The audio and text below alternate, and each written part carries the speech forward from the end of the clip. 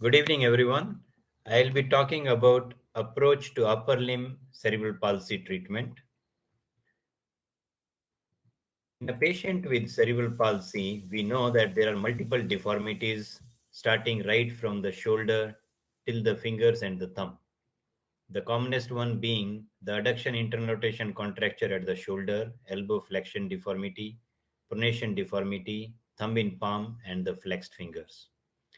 At times, they are not even able to walk, stand, and they will be quite disabled. So, when we are treating these patients with cerebral palsy, so the most important part in the treatment is the assessment and decision making. And this talk will mainly focus on assessment and decision making in upper limb cerebral palsy. Why upper limb treatment is quite different from lower limb is because of many reasons. Because the surgical principles involved in upper limb are much different than the lower limb. Because in lower limb, the main aim is to stand. But in upper limb, the main aim is that patient should be able to manipulate an object and use the hand for various functional activities.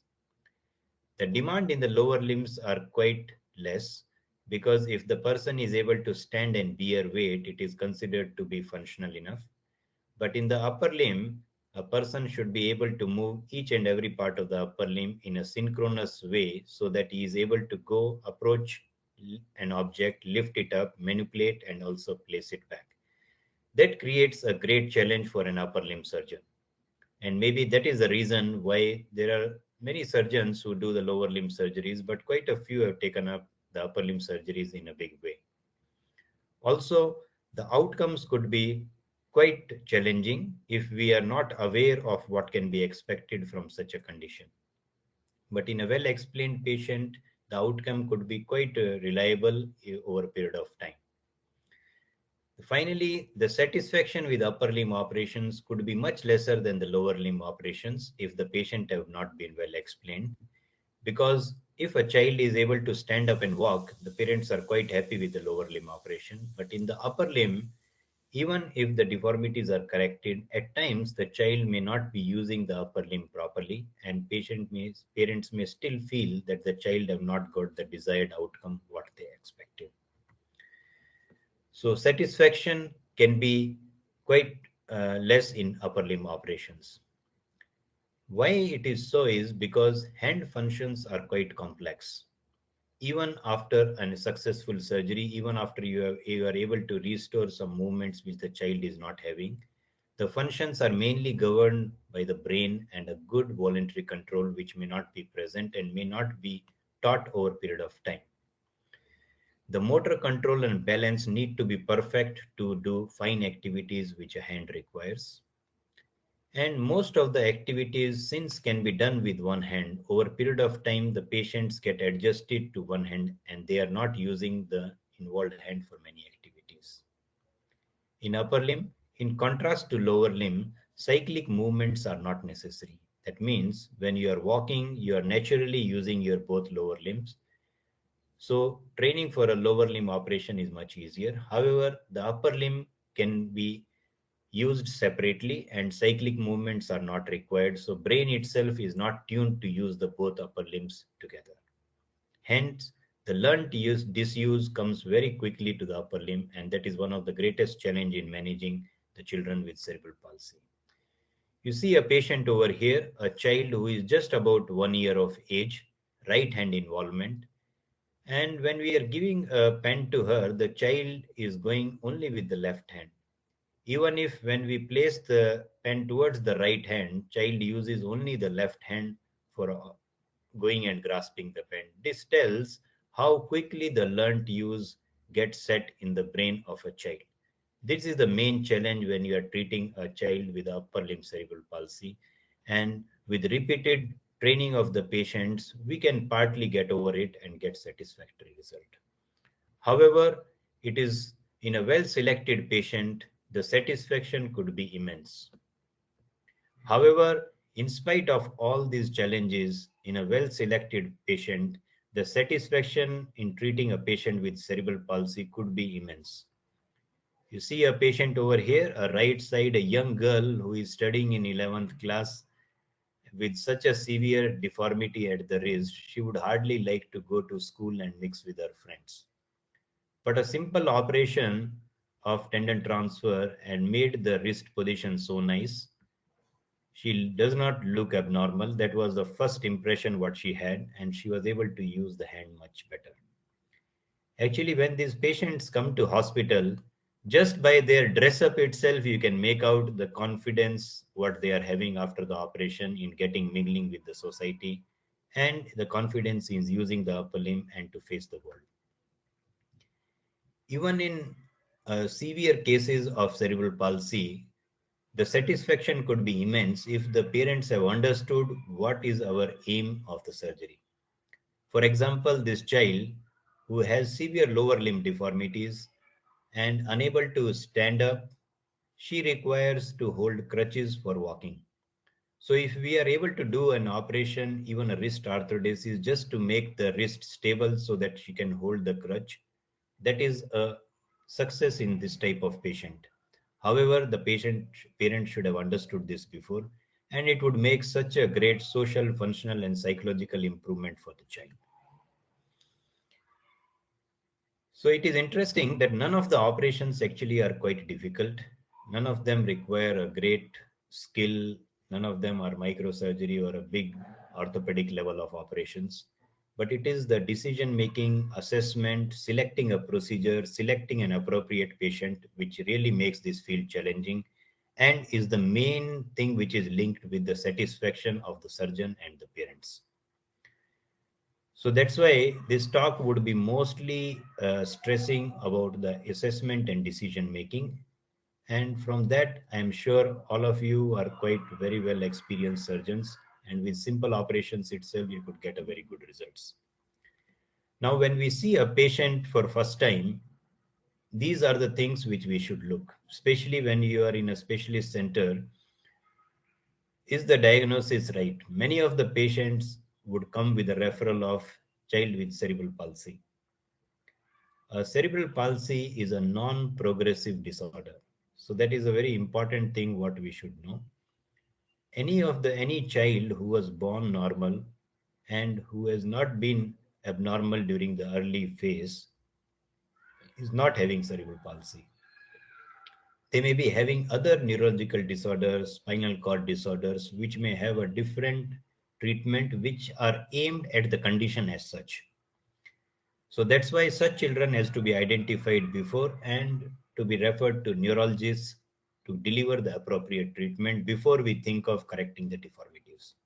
Because we should know that in cerebral palsy, we are not correcting the main problem. We are only correcting the effect of the problem that is in the upper limb and the lower limbs. The next thing to discuss is, will the surgery make the hand and the patient better? Better in the terms of function or appearance or even hygiene at some times. What improvement we are aiming for, we need to clearly tell to the parents. They should be able to express what are their expectations. Though all the books would say that we need to ask what the parents want. But in Indian situation, I am sure all of you would agree, parents would tell, I want the child to become normal. So that is not possible. However, we can delineate to them that these are the things which can be expected after the operation. The next thing is we need to think whether we should do the upper limb first or the lower limb first. So generally, lower limbs are operated before because the first priority for the parents usually is that child need to stand, walk and go to the toilet.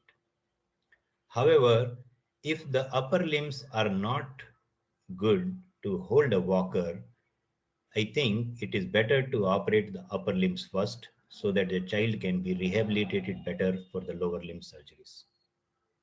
Which hand first? That is the next question. Parents would always ask for the more severely involved hand to do first. But as a surgeon, if you are able to convince them, it is good to operate the hand which is likely to get a very good result. Because once you get a good result, the child will start using the hand much better, and then you rehabilitating the child with this more severe involved hand become easy. Last is how much at one time, whether we should correct all the deformities at one time or we should sequentially go. Because most of the patients with cerebral palsy would have deformities right from the shoulder till the thumb. There are some protocols in which you go sequentially from the shoulder to the fingers. However, we have recently started practicing a single even multiple level surgery where we correct all the deformities at the same time, and we will talk about that as we go on.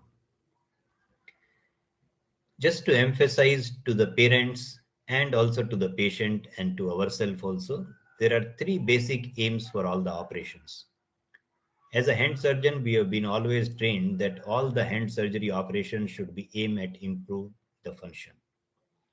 However, if we go in detail of assessment of these patients, as we did about 10 years back, we found that the patients were quite satisfied with the operation, but when we detail inquired about what they are satisfied about, they expressed that they are much satisfied about the appearance.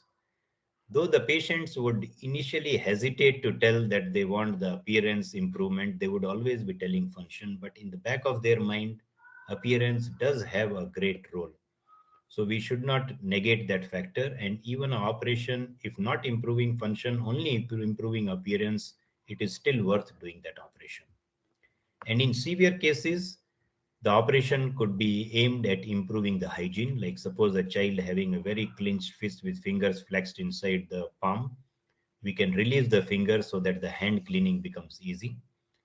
And also an additional indication is to make the caregiving become easy. So when you are talking about assessment and decision making, in general, the factors include the general factors where the motivation and family support comes in play. In India, I have never felt as if this is a problem at all because all the parents are quite very much interested in the child's improvement. However, when you are operating in a child who has been staying in a rehab center, then we need to balance our expectations and we need to find a correct support for the child during the rehabilitation period. Among the patient factors, there are many things which we don't have a control on, like the intelligence, type of the neurological involvement, extent of neurological involvement, and age. However, we can choose among them. So if a child is an intelligent enough to understand your questions and answer to them, that is good enough intelligence to do the surgery. There is no need to really go and check the IQ of the child. Then type of neurological involvement is important because a child with ethitotic type of cerebral palsy is truly not an indication for doing a soft tissue rebalancing surgery. What is this ethitotic type is? You will see a rhythmic opposite movement when the child is trying to do any activities. You see, sometimes the fingers look like they are flexed, sometimes they look like they are extended. So this is the type in which we should not do soft tissue rebalancing surgeries. Though the bony surgeries can be done after very nicely analyzing these patients, but soft tissue rebalancing should not be done because they have spasticity in flexors and extensors both. At times, spastic flexors are predominant, at times, extensors are predominant. So if you do a release of the flexors, they will go in too much extension attitude. If you do surgery for extensors, they go in too much of flexion attitude. However, bony surgeries just to give a perfect position of the bone could be done in a well-selected patient. Age is an important factor. So in cerebral palsy, we know that there is a developmental delay and brain is the one which is controlling all the motor power and the voluntary control to all the muscles. With lot of debate and lot of studies, it has been proved that in cerebral palsy children, usually at 6 years of age, the brain and the neurological status of the limb is quite matured. And we have reached a plateau at which the maximum improvement what is expected of the nature has happened. So that means after this you will not have any spontaneous improvement, and at this age the child is also intelligent enough to understand the physiotherapy protocols.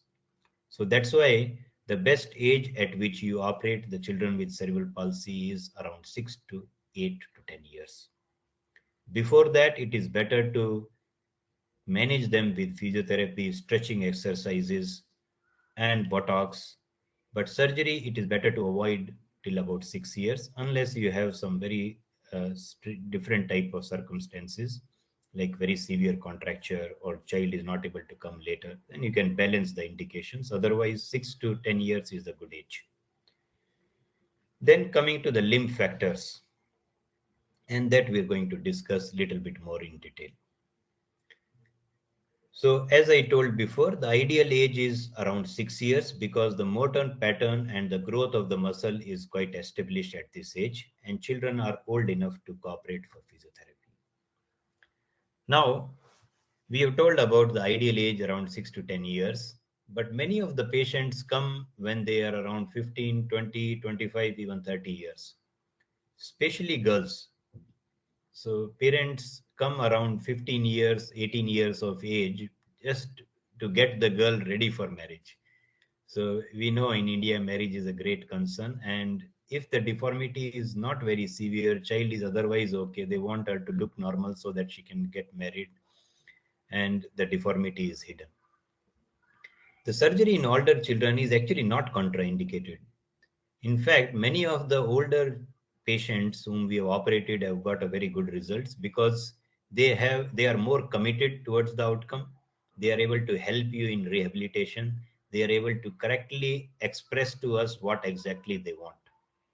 However, we need much more detailed assessment of these patients because at times they would have adjusted to the deformity what they have, and then correcting that deformity may cause functional disability for them.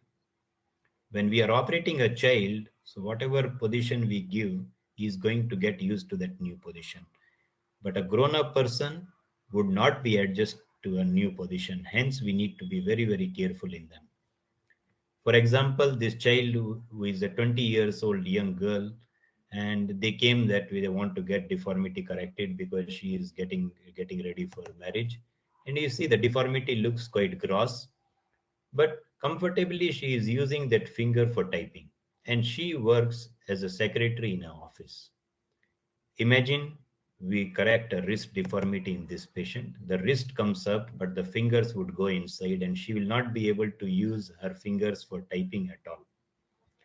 This will lead to the functional disability because she was using just maybe one finger, but she was very comfortably using it for typing. And that is the reason why when you're doing the operation in adults, we need to be very careful. So this patient, we specifically told that you are quite okay and the operation is not going to make you much different. But in an older patient, if well selected, you get a very amazing results. A girl, 22 years, again around the marriage age. She was otherwise quite intelligent, looked quite normal. So it was quite sure that once the wrist deformity is corrected, she would just go into the normal population and have a normal life. We did FCU to ECRB, fusion of MCP joint and EPL rerouting, and you can see such a perfect position of the wrist. She is able to use the hand for bimanual activities. And you see even the fine activity like putting this thread inside these devices also she is very comfortably doing, holding it nicely, and even a fine pinch between the index and the thumb is also restored, and she started using the hand quite normally. These are the photos when it was 3 years post surgery, and she would keep getting better with time. Now coming to the last factor, that is the limb factor. So in the limb involved, there are two important things what we need to assess. One is the sensation. So if a hand is totally insensate, which is very rare, but if the hand is totally insensate, those patients will not get better with surgery, and there is not a good indication to doing operation in them because they will not be using their hand at all. Second thing is the voluntary motor control. Though it looks like a very difficult thing, voluntary motor control, how do we check? But it is quite simple. You just put few objects and see how the patient is going and picking up them. This child, Though she has a awkward posture of the wrist, she is struggling to go and pick up some things, but it tells that she has voluntary control. She is able to voluntarily move her fingers, move her wrist, move the elbow, move the shoulder, and is got prehension. Prehension means she is able to guide her brain to give a signal to the hand, pick up, lift it, and put it back. So this confirms that she has good voluntary control and she can be operated. Now, knowing all these factors, now we know who are the best candidates. So a good candidate is the one who is around 6 years of age, has got a good family support, spastic type of cerebral palsy, not ethitotic type, satisfactory hand sensation, and a good voluntary control in the hand. So these are the 5 things which would make you know that the child is a good candidate for operation or a difficult candidate for operation. So basically, the operations are not that we are going to give any power from outside. They are basically rebalancing operations. You need to weaken the spastic muscle and augment the antagonist muscle. So all the deformities in cerebral palsy predominantly are an imbalance between the spastic muscle and the antagonist muscle. So we need to release the spastic muscles to decrease their power and augment the antagonist muscle which are otherwise weak. So that is the basic principle, and all the operations are actually based on this principle. Now when you are doing an intervention, as I earlier also emphasized, the most important thing is that we need to individualize or tailor the operation to the patient and also have a perfect aim for that patient. So how do we decide the aim would basically depend on the voluntary control what the patient has. A patient who is intelligent has got a good voluntary control on the hand and reasonable power in the hand. A patient like this, see, she has got a good voluntary control. The wrist is deformed, but the voluntary control is quite good. And she was quite intelligent. She is a dietitian in our hospital. When you operate such patient, you can expect them to have independent function in the operated hand.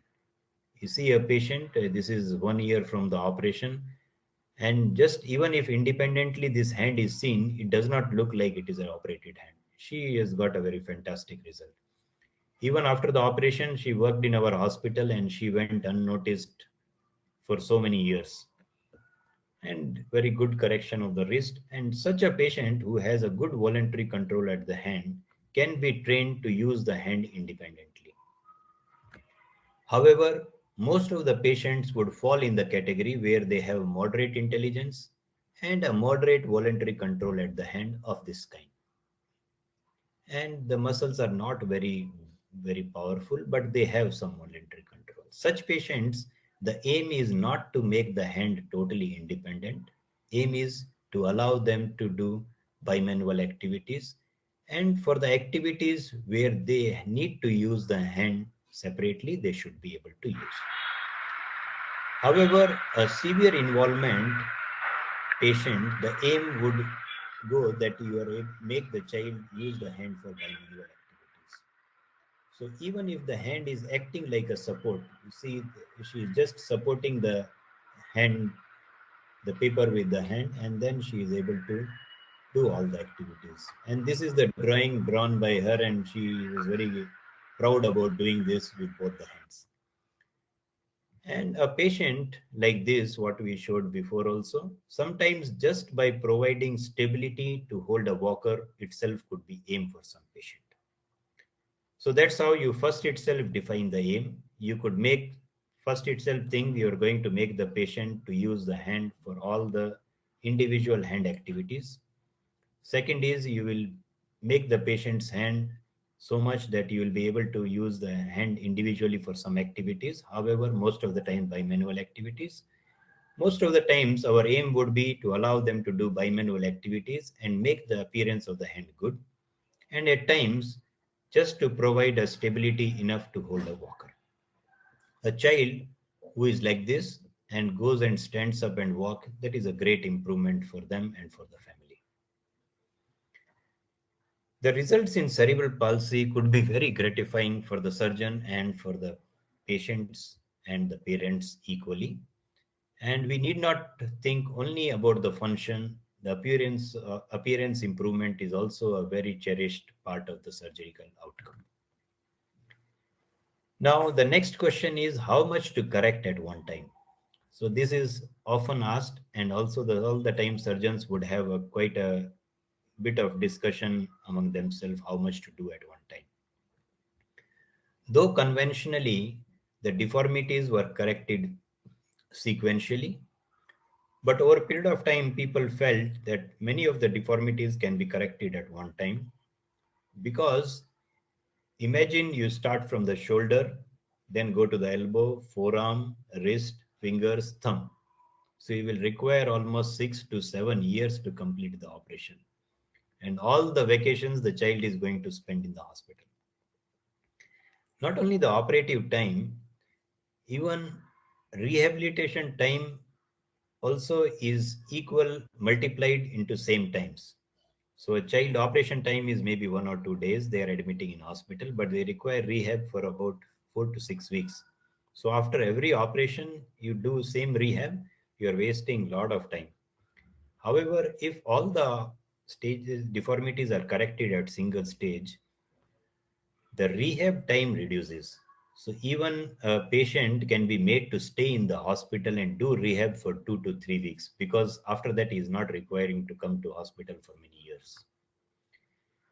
So if you are going in a sequence, it is good to start proximally and then go distally, because shoulder positioning is required to place the hand at different points in the space. We used to follow this protocol before. You see this child, we have done correction of the wrist deformity first. This is the pre-op photographs, child having flexion deformity at the wrist. And after operation, his wrist deformity got corrected and the hand looked quite nice. However, you would note that this child, the wrist is good, but when we ask him to use the hand, he will bring the thumb out, go and lift the object. This is 1 year after we have corrected the wrist deformity. So that means our main aim of the operation of improving function is not served, because his thumb is so much adducted, it is in palm and he is not able to go and use the hand for any activities. He has to bring the thumb out to pick it up. So one way, though we have got a good wrist position, but we have not yet achieved the function. After that, we have done a correction of thumb deformities, and then you can see how nicely this child is going. The thumb is out, he is able to pick up the object very comfortably. And now we have achieved the aim of the operation, that we have improved the function. So then the thought comes is, if we had done this thumb correction in the first operation itself, the child would have attained this result maybe a year earlier and with single rehab time. This encouraged us to start doing this single, even multiple level surgery, where we correct the elbow, forearm, wrist, fingers, and thumb at one stage. Though it is not for a beginner, but I am sure over a period of time, anybody who starts and having keen interest in it, he would understand the usual pattern of deformities, how they behave, and how they have effect on each other, and how they all can be corrected at one go. So even a very severe deformity patient, which according to textbook actually is not an indication for surgery, but I think with much good discussion with the parents and good understanding, even these children can be helped. So this patient, you see, after operation, we have done stabilization of the wrist, and he is himself holding and doing this spirometry, and this is the time when he was undergoing a spine surgery. So a simple procedure of stabilizing the wrist has made him so much confident, and he feels that this ball going and touching up is like he going and touching up the sky. If we have made this parents understand this, they also will be very excited, and they were with the outcome in this patient. We have operated spine, we have operated lower limb, and all the things went on sequentially. Now, since the wrist and the fingers are the most commonest deformities in cerebral palsy, let us spend some time on this. When you are thinking of correcting a wrist deformity, you can just divide the patients into the problem with grasp and problem with release. You see here, the child is having problem with grasp, is not able to go and hold on to the object. However, in the second video, you can see the child is not able to open up the finger. So this is called the problem with release. And once the fingers are opened up, actually her grasp is quite nice. So we can basically divide the patients into these two categories. Grasp can be improved by improving the wrist stability by doing a tendon transfer, and the release can be improved by doing fractional lengthening of the long flexors as we did in this patient. And after that, she was able to open up the fingers and go and pick up the object. So this is the most basic way of dividing the patients with wrist deformities, and very easily understandable, practical, and very effective for the patient. In general, there are 5 basic things we need to see to decide whether this patient can be operated and what operation to do. So if you check these 5 things carefully, you will be able to decide for each and every patient what operation to do and whether to operate him or not. The first thing is to check for finger flexion. So we give our fingers and ask the child to hold the fingers. So if the child is able to hold our fingers well, that means he has got good flexion power, he has got a good voluntary control. So 2 important prerequisites are taken care of just by this test. The second thing is to check for finger extension. A child who is not able to extend the fingers at all cannot be made to use this hand independently. So the first thing is to find out whether we can operate such patient. A patient who is not able to hold the fingers at all, that means he does not have voluntary control and he is not a good candidate for operation. The second thing, ability to open up the fingers would tell how nice result we can get in this patient.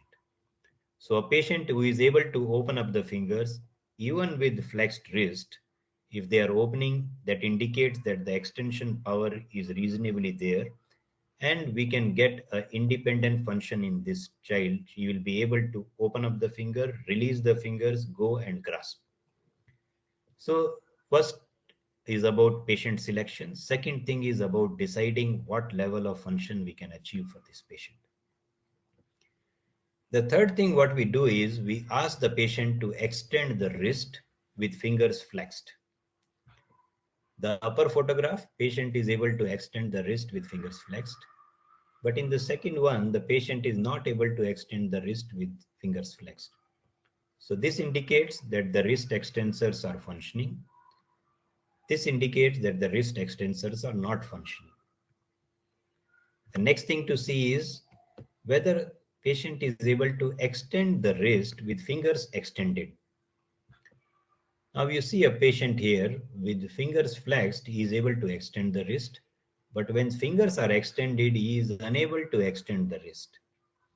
So this indicates that his extension power at the wrist is quite sufficient, but the long finger flexors are spastic and they are not allowing the wrist extension to happen. For such a patient, the operation would be not aimed at increasing the wrist extension power. It would be rather aimed at releasing the spastic flexor muscles. So this test allows us to do that. At same time, we can even find out how much is the workman angle. That is the angle at the wrist joint at which the fingers can be fully extended.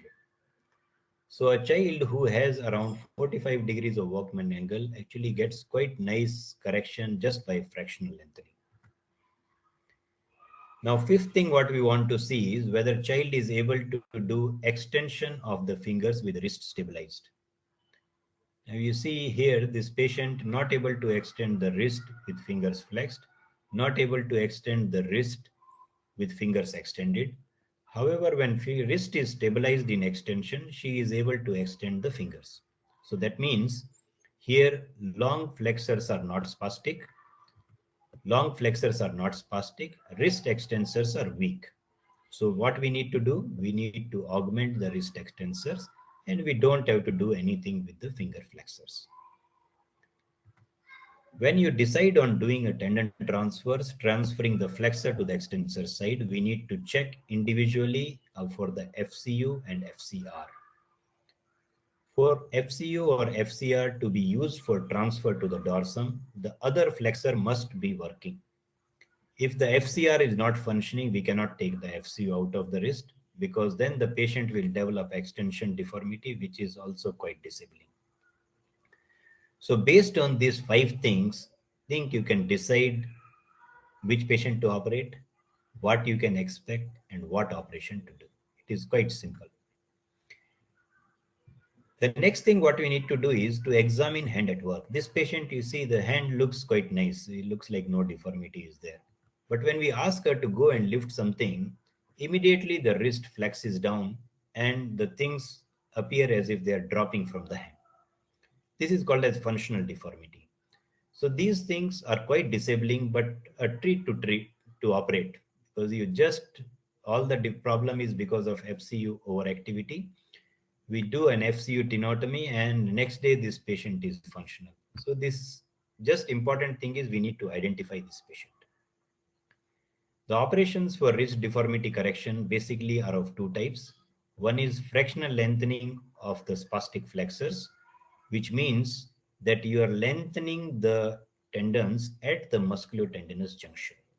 So at the musculotendinous junction, there is a lot of muscle which is going. You cut only the tendinous part. This allows the lengthening of about a centimeter and reduces the spasticity. It also corrects the deformity of about 30 to 40 degrees of flexion of the wrist. Then we need to find out whether the wrist extensor is weak or finger extensors are weak. The wrist flexor, which is mostly the FCU, could be transferred either to the ECRB or to the extensor digitorum.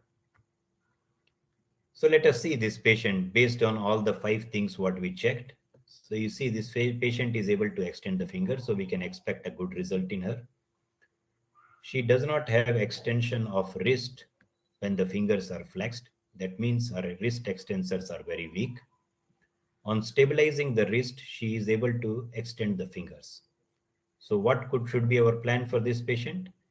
Her wrist extensors are not working. We need to augment the wrist extensors. Her finger extensors are working. We don't require to augment the finger extensors. She is able to fully extend the fingers when wrist stabilized. That means the finger flexors also are not spastic. So the operation required for her is FCU to ECRB transfer. We did that, and this is the result at 1 year post-operation. The wrist position is perfect. She is able to open up the fingers and able to use hand for independent activities. So that way, this algorithm allow you to take decisions quite comfortably and quite assuringly. However, over a period of time, once you become comfortable with assessment of all the deformities, I think single event multiple level surgery is the way to go. Another example, this a child from Maldives. See, such a severe deformity at the wrist, but good voluntary control. She is trying to use the hand for activities with so much flexed position of the wrist. And after surgery, the wrist becomes very stable. Actually, sometimes you get a doubt which hand is involved. So she is quite very comfortably using the hand for all the activities. And even fine activities like balancing a small thread, putting it inside, a pinching activities, all of them become quite comfortable, and she is very effectively doing all the events which we ask her to do during this Schreiner's assessment. One amazing thing about the cerebral palsy patients is, I think since they have been from the childhood, they have been told that they are not able to do this. One thing they want to prove to us that they are better after the operation. That is very different, because many of the trauma patients actually would tell that this is not like what he was before operation. But these patients want to prove that they are better after the operation. So this patient, once we started telling how better you are, he just lifted up the chair and told that I am quite better.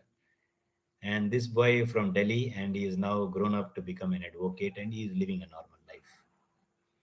For some patients, it just could be very dramatic and change their life forever. You see, this boy, one of our most favorite patients from Calcutta, Kerala, and this patient had such a severe deformity at the wrist. Even we were also very concerned whether we could really help him and make him better. But parents were quite understanding, and he was also quite cooperative with such a 90 degrees of flexion deformity. And they, just with our discussion with them, we operated. We did this in 3 stages. First, we corrected the wrist by fusion, then we got the finger extension and the elbow. And this child actually did very well. And he is 6 feet 4 inches. I don't feel like standing near to him at all. And you see the good posture of the hand. And he really surprised us by such a nice improvement. You see, he is mingling with all the friends. He is doing, this is the rehab he is doing. He just cleans his house. He is going to gym. He is doing all the activities. So it is such a pleasure to see him whenever he is putting any message to me. And this is the kind of outcome you can get in cerebral palsy patient. In fact, when you see, we see a lot of patients of cerebral palsy or different conditions in the outpatient. The most satisfying may be a patient whom you have reached from this stage to a stage where he is able to fight the world with all the efforts what we have put. Thank you so much.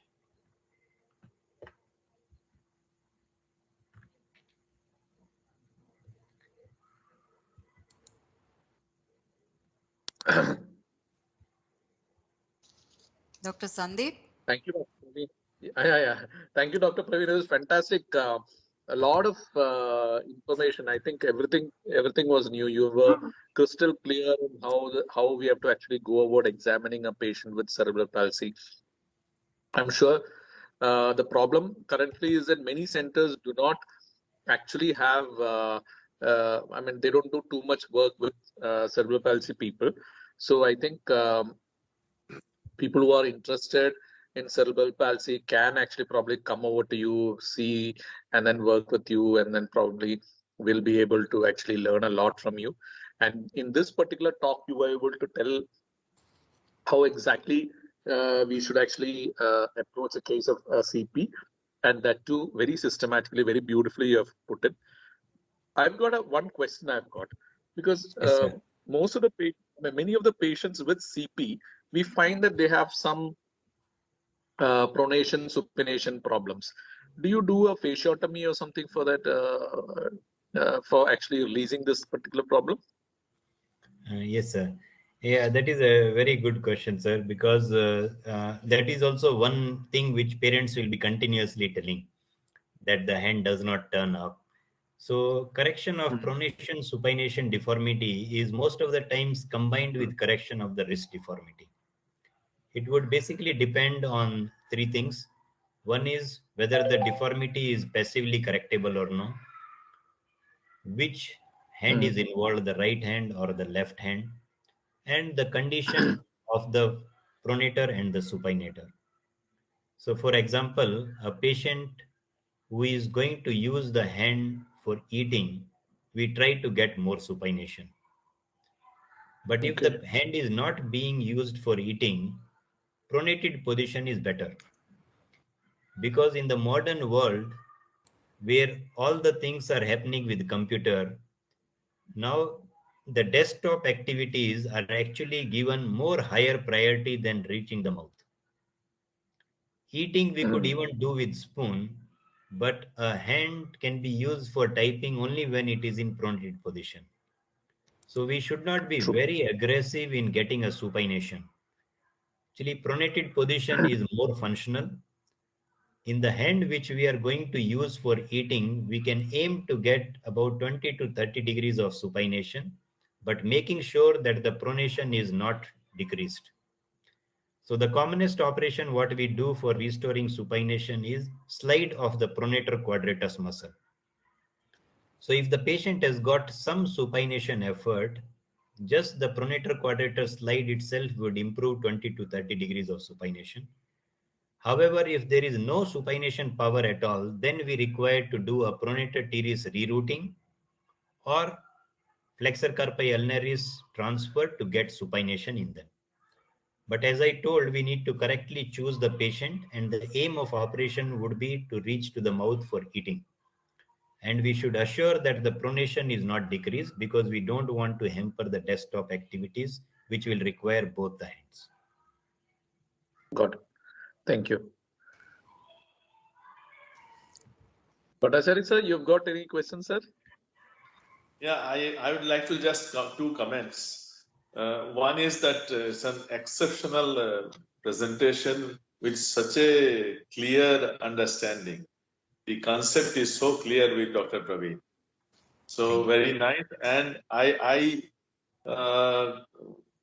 found that he has coined two words. One is change and other is challenge. These are the two words on which this whole presentation was revolving. And therefore, to sum up, I can say that the changes are the rule of nature and challenges are the rule of life. You cannot change the challenges. You have to challenge the changes. Yes, sir. Nice, sir. Thank Well, you. well said. Well said. Yes.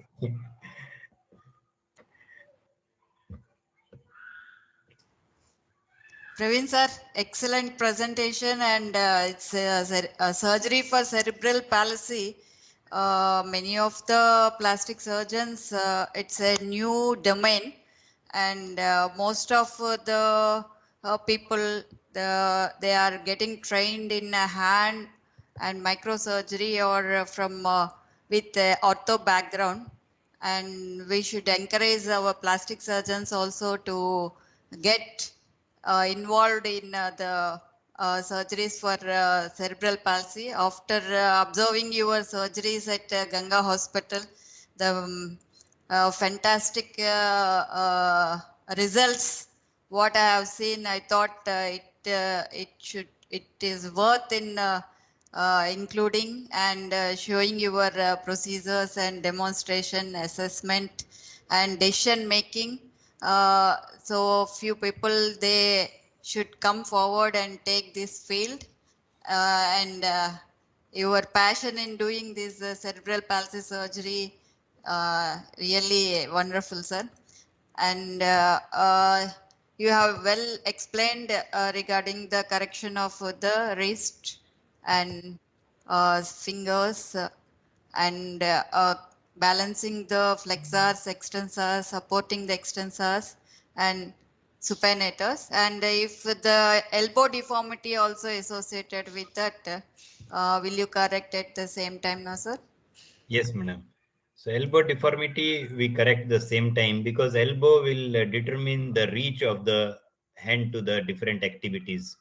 So elbow deformity also we should correct at same time, but we need to divide them into the mild, the severe category. So anything which is less than 30 degrees, it is not required to lengthen the biceps in them. Biceps is an important difference whenever you are categorizing the type of elbow release, because once the biceps is released, the supination power decreases. Sir. So we should not try to release the biceps if possible. So whenever the deformity is less than 30 degrees, just release of the brachioradialis and brachialis. If the deformity is more than 30 degrees, then only we release and lengthen the biceps, but with understanding that it would increase our pronation deformity. Yes. So we can actually balance it according to the outcome we are expecting for that given patient. Yes, sir.